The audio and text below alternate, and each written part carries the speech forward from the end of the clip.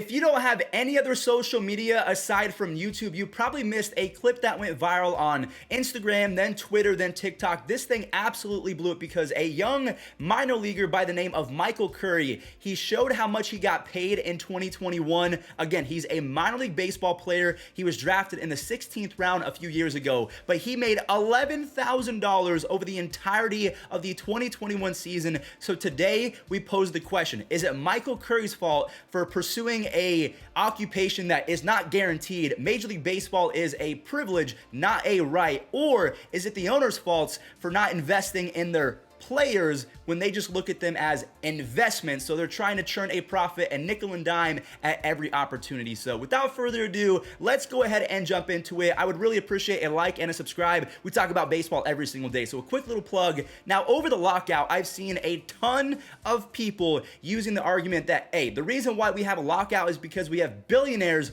arguing with millionaires. Everyone and their mother is under the impression that every baseball player is filthy rich and loaded up to the ceiling with $1 bills and $100 bills. They're just like that meme from Breaking Bad where they're sleeping on dollar bills. That's not the case. My friend Ben Verlander, the brother of Justin Verlander, he put out a tweet that 71% of baseball players, including major leaguers and minor leaguers, 71% of them made less than $1 million last year. 66% of them made less than $600,000. And I know even stating those numbers are going to make some people mad because that's still a lot of money considering the average US salary is $56,000, but as you saw in the intro, a 16th rounder made $11,000 in 2021. Now, for some context, I do want to be fair. Not only did he get paid $11,000, he did have some money left over from the $125,000 signing bonus he got when he was drafted.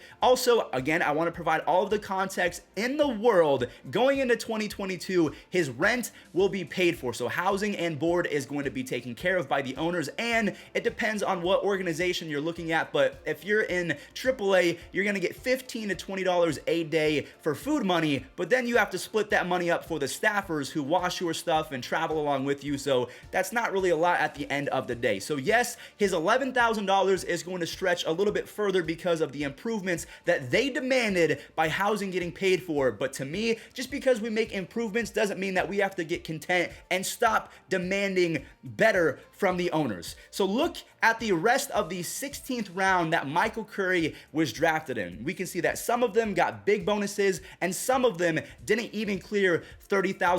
So those guys, they're also making $10,000 to $11,000 a year, but they don't have a fat signing bonus to rely on. They are not millionaires playing with other millionaires. Some of them are millionaires. Blaze Jordan got a lot of money.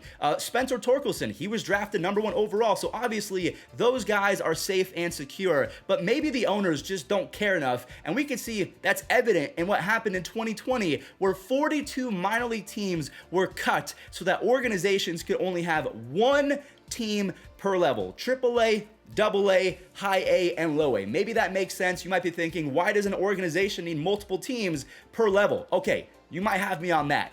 But now a recent article came out that they want minor league organizations to only employ 150 players rather than 180. So almost 1,000 players will lose their job. And this comes after the league got rid of the 40-round draft. It is now only 20. Again, you might be thinking that makes a lot of sense. Players that are drafted after the 20th round have a very small chance of making it to the big leagues. Okay, sure. Tell that to Mike Piazza, who I believe was drafted in the 36th or the 56th round, something crazy like that. We are eliminating jobs on jobs on jobs. So you would think, okay, if we're getting rid of all of those teams and draft picks, the owners have a surplus of money, so they should feel obligated to give it back to their players. But I don't like to call them players. I feel like the owners look at them as investments. Now, I am unfortunately generalizing right now. I'm grouping all of them together, talking about the owners of these teams, but I'm sure that a couple of them really actually care about the well-being of their players. I mean, the Astros, whether you like them or not for what they did in 2017,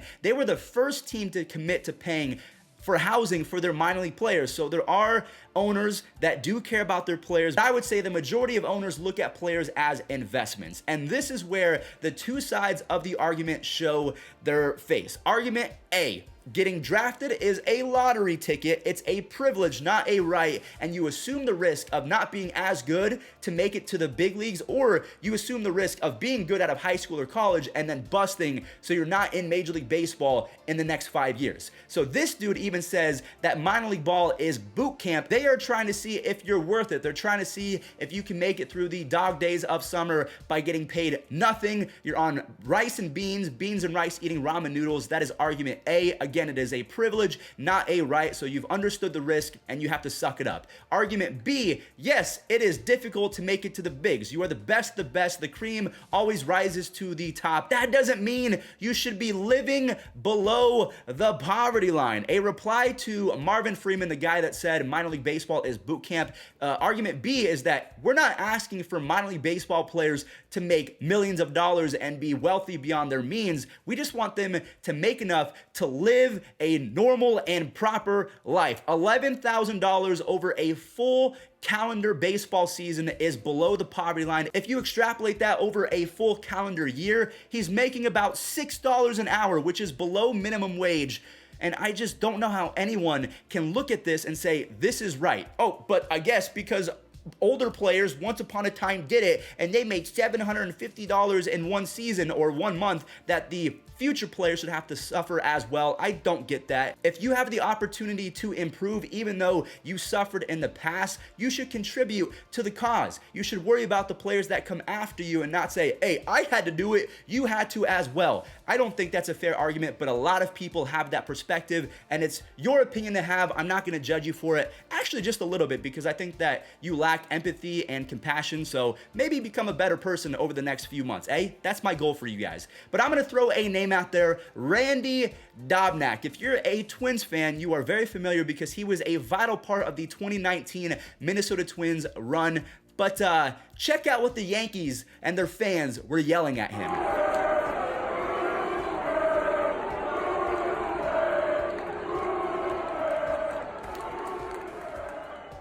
Did you catch that? Did you listen hard enough? Yankees fans were chanting Uber, Uber, because Randy Dobnak, he went undrafted out of college. He eventually made it to the roster for spring training for the Twins, and we all know minor league baseball players do not get paid in spring training. So he resorted to being an Uber driver, and I will say he was very good at it. He had a 4.9 rating. He was fantastic, but because he was not getting paid to play baseball, housing wasn't taken care of at that point, he was doing Uber and Lyft. Randy, again, he was undrafted, so he didn't have a fat signing bonus to rely on. He had to fight and claw for every single penny. He was living below the poverty line as a baseball player, and he had to make up for it with side gigs like Uber and Lyft. A lot of people would say, hey, everyone has to do that in corporate America as well. If you can't make ends meet, you get a second and a third job.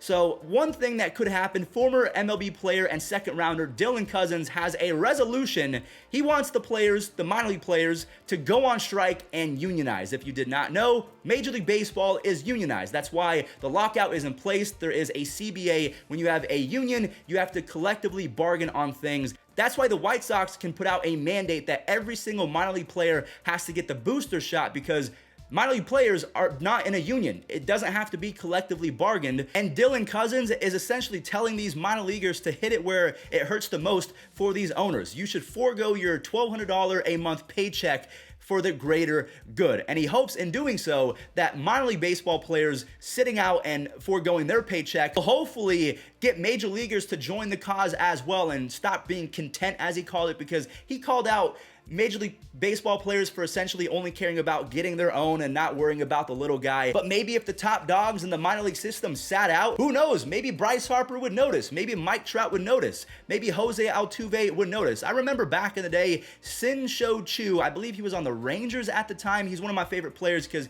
he was with Cleveland, but he gave, I think, every single player in the Rangers minor league system a check because he understood the deficiencies of minor league baseball and that these guys were essentially being taken advantage of. So let me know in the comment section down below, which side of the argument are you on? Argument A is, hey, you chose this profession. Again, it is a privilege, not a right. You understood the risk, and the owners should not have to pay for that. Argument B is, sure, it's hard to get to the big leagues, but you should at least pay your players and investments a livable wage that is above the poverty line. So let me know what you think in the comment section down below. I really appreciate your guys' patience over the last few weeks, ever since the lockout went into place. I really have nothing positive to talk about. So here's a quick little recap of what's happening in minor league baseball. I don't know if a strike is going to happen, but it is an option if things do not get improved or continue to improve, along with the additions of housing being paid for and other things like that. So thank you guys for watching, and I'll catch you on the next one.